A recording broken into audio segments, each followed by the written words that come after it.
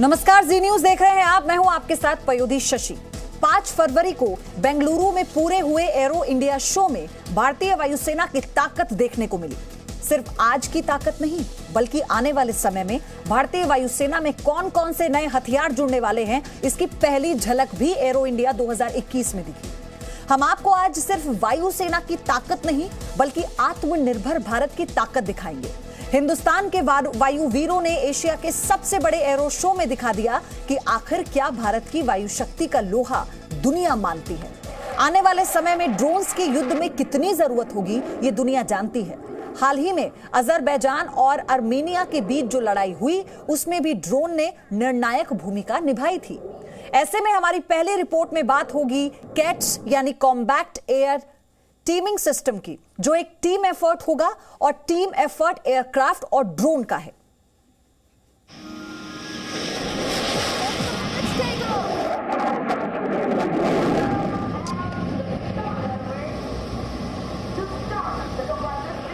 यलहंका के आसमान में यूं तो इन उड़ानों ने ही हर किसी का ध्यान खींचा, लेकिन एशिया के इस सबसे बड़े एयर शो में भारत की ताकत की एक और तस्वीर यहां मौजूद थी।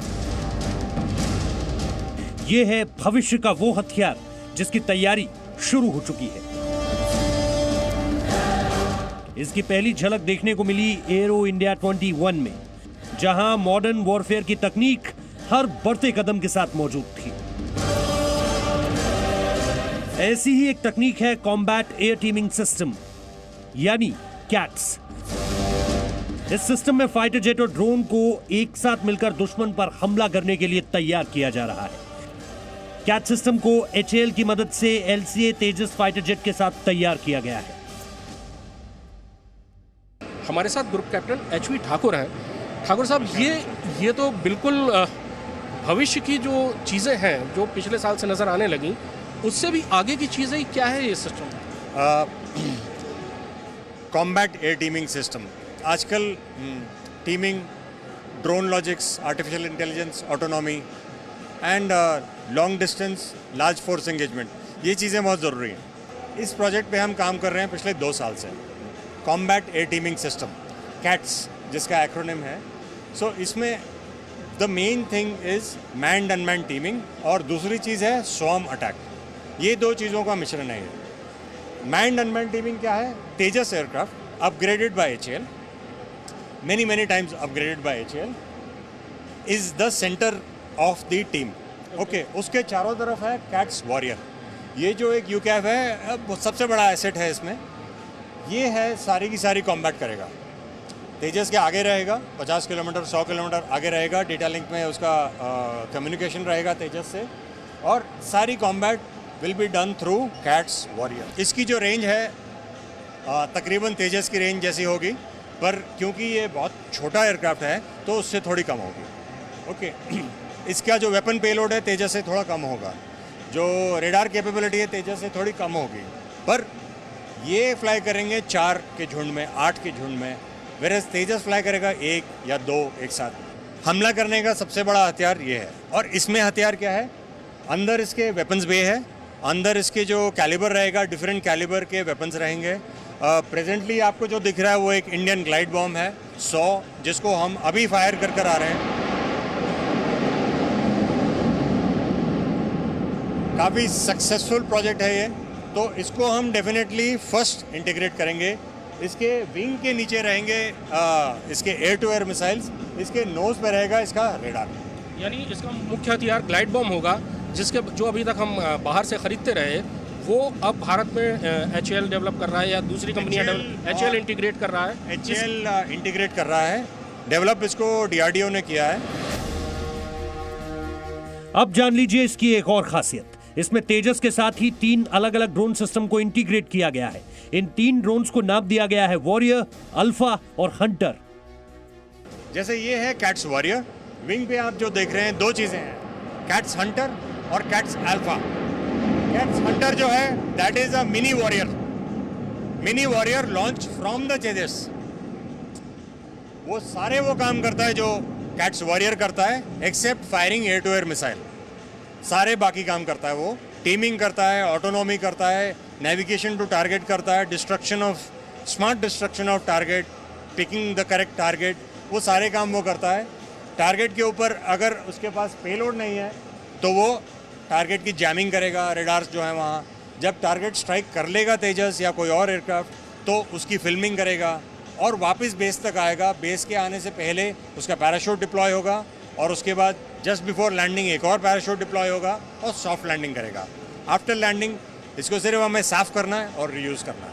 कैट हंटर यानी कैट्स हंटर जैम भी कर सकता है, यानी एक EW वॉरफेयर की तरह काम कर सकता है, BDA कर सकता है, डिकॉय कर सकता है, अटैक कर सकता है, डिकॉय कर सकता है, क्रूज मिसाइल, और वापस आ सकता है जब मिशन अबॉर्ट बोला जाएगा। आने वाले 3 साल में कैट सिस्टम पूरी तरह से तैयार हो जाएगा और इसे तीनों सेनाओं के लिहाज से तैयार किया जा रहा है। कुल मिलाकर यह सिर्फ हथियार नहीं बल्कि आत्मनिर्भर हिंदुस्तान की आने वाले समय की सबसे ताकतवर तस्वीरों में से एक होगा। बेंगलुरु से कृष्णमोहन मिश्रा की रिपोर्ट। क्या आप जानते हैं कि दुनिया में सिर्फ 3 देश हैं जिनके पास 5वीं जनरेशन के स्टील्थ फाइटर एयरक्राफ्ट हैं? इनमें सबसे पहले नाम आता है अमेरिका और रूस का, और तीसरा देश चीन है। हालांकि चीन को लेकर भारत समेत कई देश कहते हैं कि चीन के पास अभी स्टील्थ फीचर वाले एयरक्राफ्ट्स नहीं हैं। स्टील्थ फीचर आने से रडार सिग्नेचर छोटा हो जाता है और दुश्मन का आपके विमान को पकड़ पाना बहुत मुश्किल हो जाता है। 3 देशों की इस लिस्ट में अब एक और नाम अपने आप जोड़ने की तैयारी हो रही है और वो नाम है भारत। इसकी पहली झलक देखने को मिली बेंगलुरु में और इसका नाम है एमका यानी एडवांस मीडियम कॉम्बैट एयरक्राफ्ट।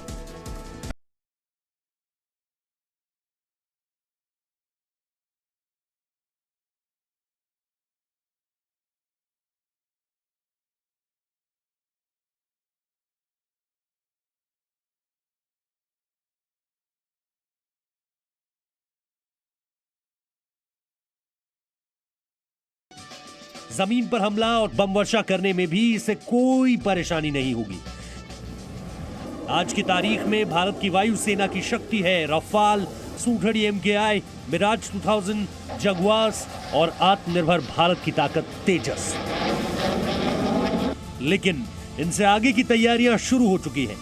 कैसे, वो इन तस्वीरों में भी देखिए और हमारे संवाददाता कृष्णमोहन मिश्रा की इस ग्राउंड रिपोर्ट में भी। एमका यानी एडवांस मीडियम कॉम्बैट एयरक्राफ्ट, ये एक बहुत फ्यूचरिस्टिक एक प्रोजेक्ट है जिस पर काफ़ी सालों से काम चल रहा है। एमका के डिज़ाइन हो चुका है, अभी जो काम चल रहा है डिटेल डिज़ाइन का। डिटेल डिज़ाइन का मतलब क्या है, हम जब प्रोटोटाइप बनाएंगे उनके लिए जो डेटा जनरेशन करना है, मॉडल जनरेशन करना है, टेस्टिंग वगैरह करना है, उसका काम अब चल रहा है। और कुछ ही दिन बाद हम लोग इनका मेटल कटिंग स्टार्ट करने वाला हूँ प्रोटोटाइप बनाने के लिए। हमारा उम्मीद है कि 2024 को ये जहाज का रोल आउट करेंगे हम लोग। 25 को इसका मेड इन फ्लाइट होगा। 2025 में बात हो रही है मेड इन फ्लाइट की, यानी जब पहला एमका उड़ान भरेगा। यानी आने वाले 5 सालों में भारत के पास अपना पहला 5th जनरेशन फाइटर क्राफ्ट होगा और इसके 5 साल के इंतजार के बाद भारतीय सेना में इनका आधिकारिक रूप से जुड़ना शुरू हो जाएगा। ये जो 4th जनरेशन जो एयरक्राफ्ट है उसका सिस्टम जो बनाया है यहाँ उसको अपडेट कर सकता है, मगर ये जो कॉन्फ़िगरेशन है एयरक्राफ्ट जब हम लोग डिज़ाइन करते हैं स्टेल्थ इनके is one of the design driver, उसी हिसाब से इसको बनाया गया। इसका शेप आप देख सकते हैं कैक अलग है, ये 25 टन का होगा। उसी हिसाब से इसको ज़्यादा से ज़्यादा वेपन ले सकता है। इनका तेजस से भी डबल वेपन ले सकता है, ये 6-7 टन तक ये ले सकता है। यानी इस दशक के बीतने के साथ ही भारत के पास भी स्वदेशी 5th generation advance medium combat aircraft होगा, यानी ये तेजस से भी ताकतवर होने वाला है। एमका के बारे में सीधे सीधे आपको कुछ जरूरी जानकारी दें तो ये एक एडवांस मीडियम कॉम्बैट एयरक्राफ्ट है। भारत द्वारा निर्मित 5वीं पीढ़ी का एयरक्राफ्ट होगा। 2 इंजन वाला विमान होगा एमका। ये एक स्टील्थ फाइटर जेट होगा यानी इसका राडार सिग्नेचर बहुत छोटा है। आसान भाषा में कहें तो दुश्मन इसे आसानी से नहीं पकड़ पाएगा। 2025 में मेडन फ्लाइट का टेस्ट होगा और 2030 तक इंडियन एयरफोर्स में आधिकारिक एंट्री हो सकती है। AMCA हर लिहाज से तेजस से बहुत आगे और दोगुनी काबिलियत से लैस होगा और दुनिया के सबसे आधुनिक विमानों में से एक भी। ये एडवांस मीडियम कॉम्बैट एयरक्राफ्ट आत्मनिर्भर भारत के सबसे सशक्त हस्ताक्षर होंगे। बेंगलुरु से कृष्ण मोहन मिश्रा की रिपोर्ट। AMCA के साथ साथ तैयारी तेजस मार्क 2 की भी होगी। तेजस के अलग अलग रंग तो बीते साल हिंदुस्तान के आसमान में दुनिया ने देखे ही, और तेजस मार्क 1A की ऐतिहासिक डील अपने आप में बहुत खास है। लेकिन आपको दिखाते हैं तेजस मार्क 2 की तैयारी कैसे है।